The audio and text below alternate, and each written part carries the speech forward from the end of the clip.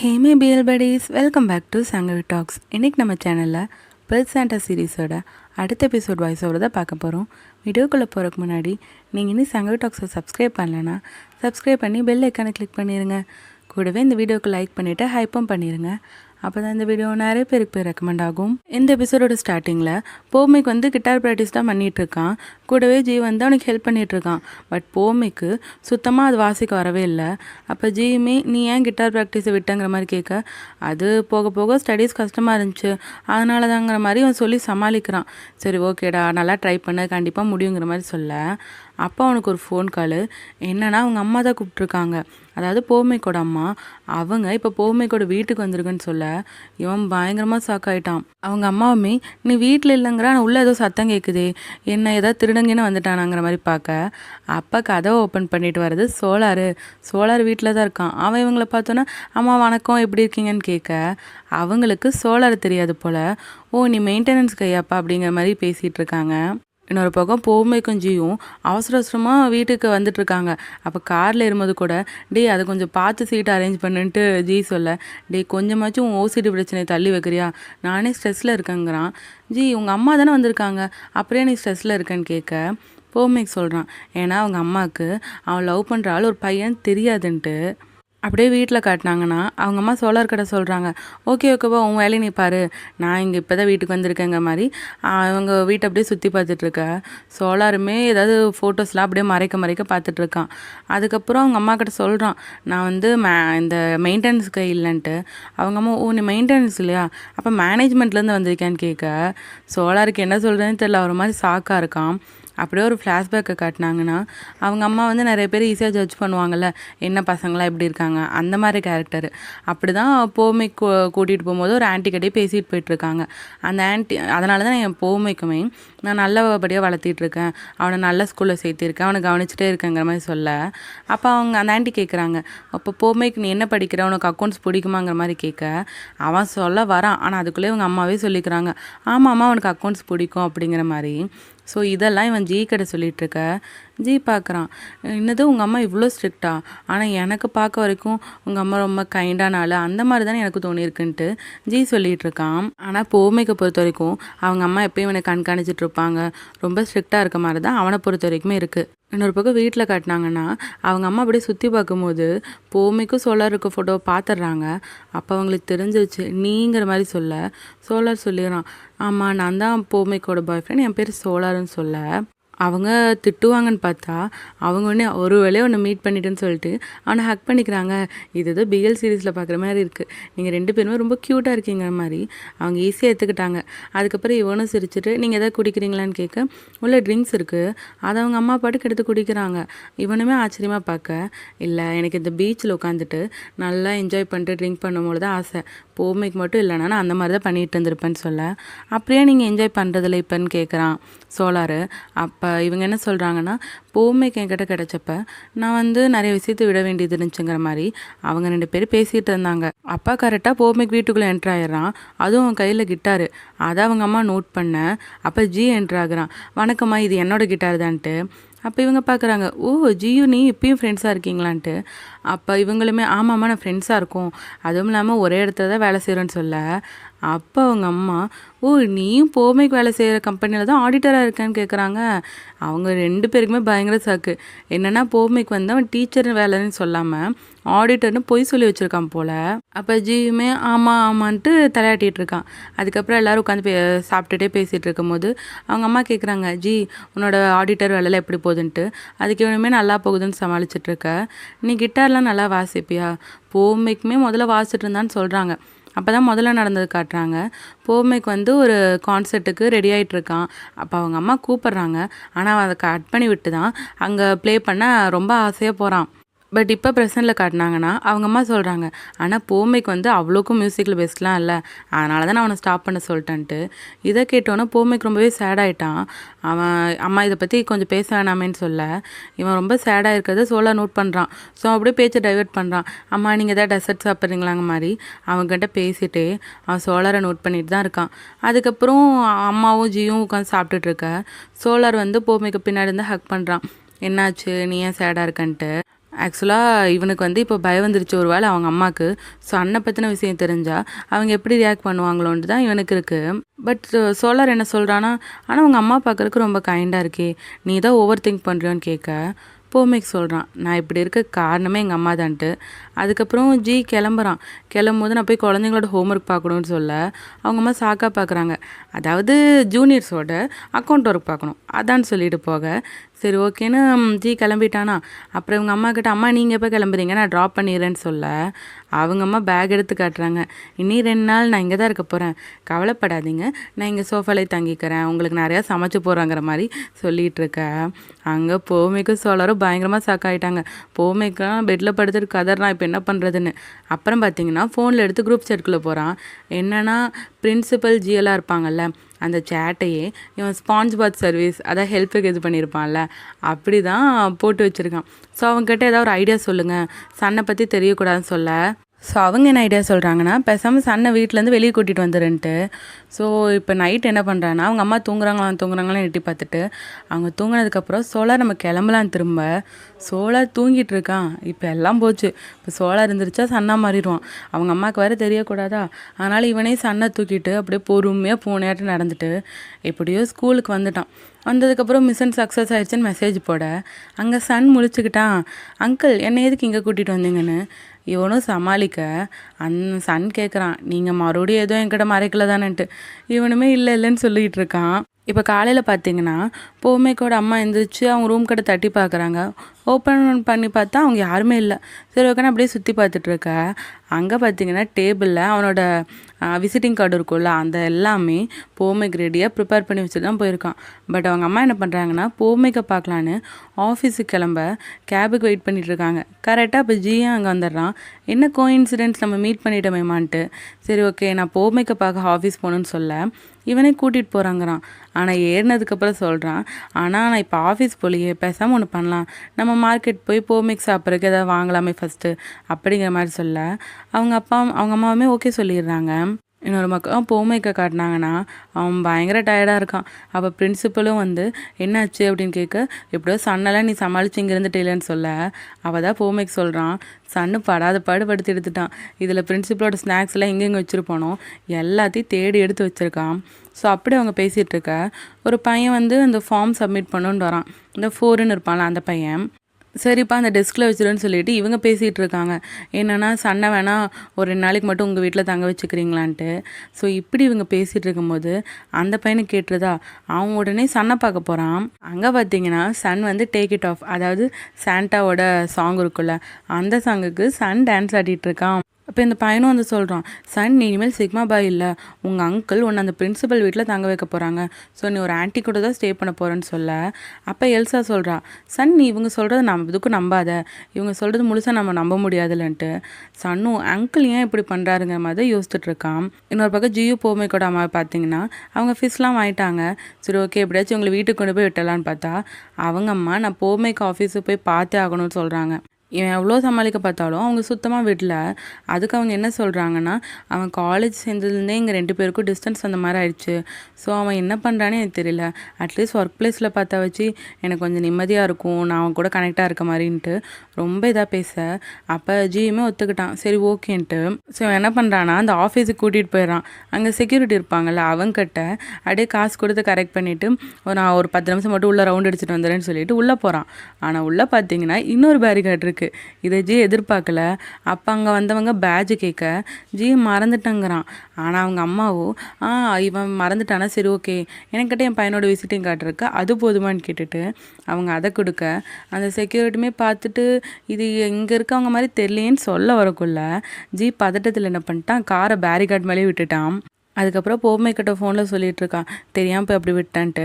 அப்புறம் போமே சரி ஓகே எப்படியாச்சும் இதை என்னோட பார்த்தா சீக்ரெட் தெரியாமல் நீ பார்த்துக்கோன்னு சொல்லிகிட்டு இருக்கான். அதுக்கப்புறம் இவனுமே சரின்னு சொல்லிட்டு ஃபோனை கட் பண்ணேன். அவங்க அம்மா வந்து ஓகே நான் உண்மையை கண்டுபிடிச்சிட்டேங்கிறாங்க.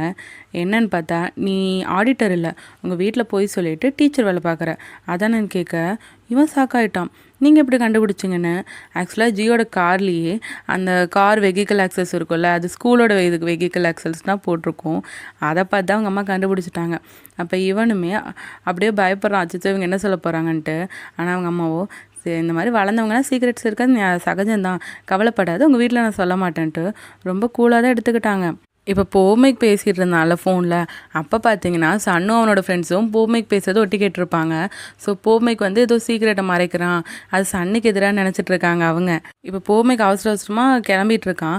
அப்போ கூட பிரின்சிபல் கிட்ட சன்னை நீங்கள் பார்த்துக்கோங்க, நான் அப்புறமேல் வந்து என்னன்னு சொல்கிறேன்னு சொல்லிட்டு அவன் போக இவங்களாம் பேசிகிட்டு இருக்காங்க. சன்னுமே அங்கிள் ஏன் எனக்கு இப்படி பண்ணுறாரு, ஏன் என்னை இப்படி விட்டுட்டு போகிறான்னு சொல்ல, அப்போ எல்சா சொல்கிறா இந்த மாதிரி சுச்சுவேஷன்லாம் நம்ம பிரின்சஸ் ஆட்ட யோசிக்கணுன்ட்டு.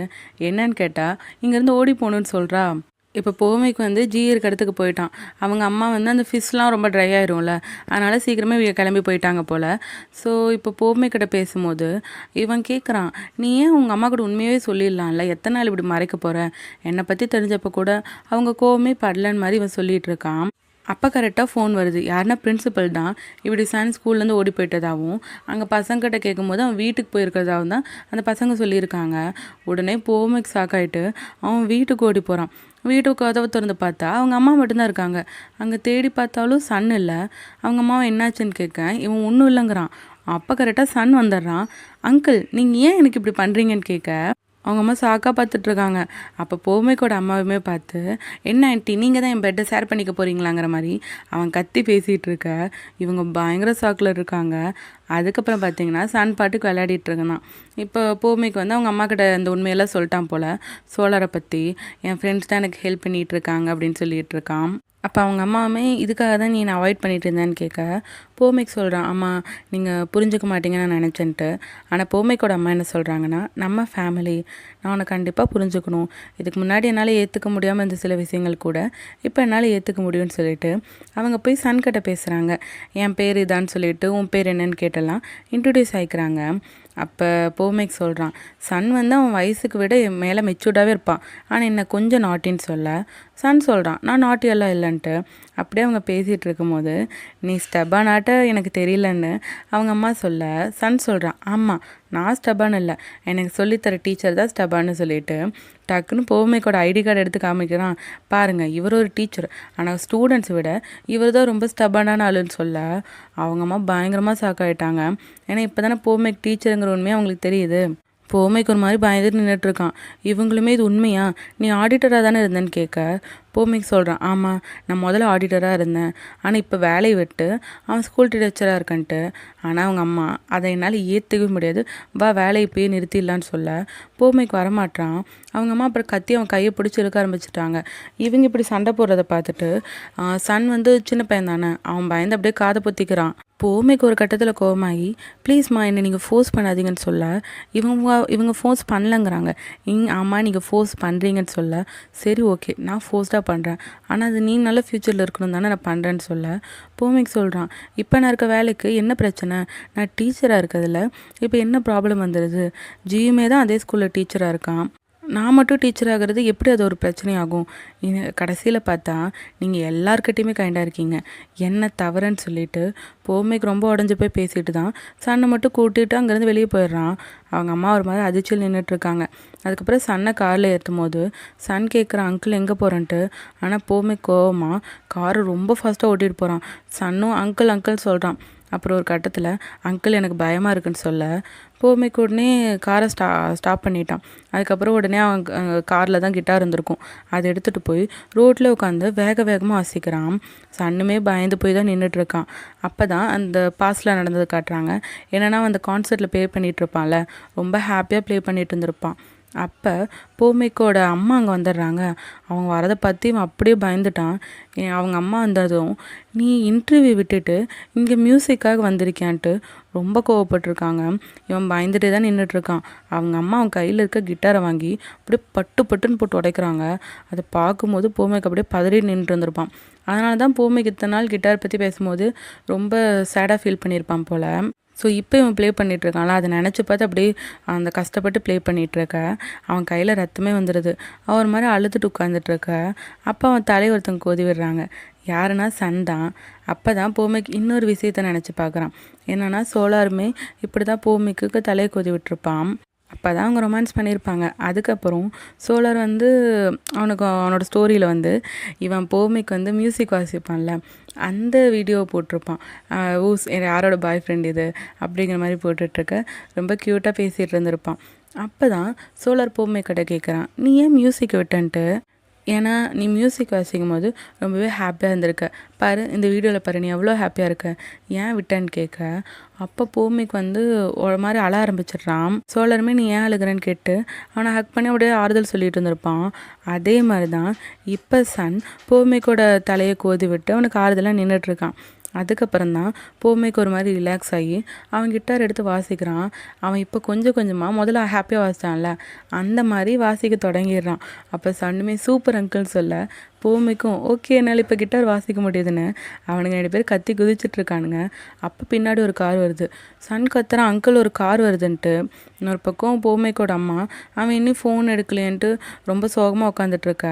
அப்போ அவங்களுக்கு ஒரு கால் வருது, என்னென்னா பூமிக்கு ஹாஸ்பிட்டலில் சேர்த்திருக்கோன்ட்டு சொல்ல அவங்க அம்மா வேகமாக ஓடி போய் பார்க்குறாங்க. அப்போ ஒருத்தங்க கட்டு ஃபுல்லாக போட்டு வர இவங்க அதுதான் பூமிக்குன்னு நினச்சிட்டு, சாரி பூமிக், நான் இத்தனை நாள் ரியலைஸ் பண்ணாமல் இருந்துட்டேன், நான் இத்தனை வருஷமும் உன்னை ஹர்ட் மட்டும் தான் பண்ணிகிட்ருக்கேன்ட்டு அவங்க உட்காந்து அழுதுட்ருக்க. அப்போ பின்னாடி பார்த்தீங்கன்னா பூமிக்கு வரான். இவங்க அம்மாவுக்கு சாக்காயிருச்சு, நீ ஹாஸ்பிட்டலில் இருக்கன்னு சொன்னாங்கன்ட்டு. ஆமாம் எனக்கு இந்த காயம் மட்டும்தான்ட்டு அவன் விரலில் இருக்க காயத்தை காமிக்கிறான். அதுக்கப்புறம் தான் 2 பேரும் உட்காந்து பேசிகிட்டு இருக்காங்க. ஆக்சுவலாக கார் வந்தது உண்மை தான், அதில் கிட்டார் தான் அடிபட்டுருச்சு, கிட்டார் தான் மொத்தமாக போயிடுச்சு. அதை தான் சன் உட்காந்து நோண்டிகிட்டு இருக்கான். இப்போ பூமிக்கும் அவங்க அம்மாவை பேசும்போது அவங்க அம்மா கேட்குறாங்க, நீ பழையபடி கிட்டார் வாசிக்க ஆரம்பிச்சிரியான்ட்டு. பூமிக்குமே இப்போ தான் வாசிக்க ஆரம்பிச்சிருக்கேன், அதுவும் சோலார் ரெக்கவர் ஆகிறதுக்கு தாங்கிறான். அதுக்கப்புறம் பூமிக்கு அவங்க அம்மா பார்த்து, ப்ளீஸ்மா என்கிட்ட சில விஷயங்களை மட்டும் கைண்டாக இருப்பீங்களா, கிட்டார் விஷயத்துலையும் டீச்சர் விஷயத்துலையும்.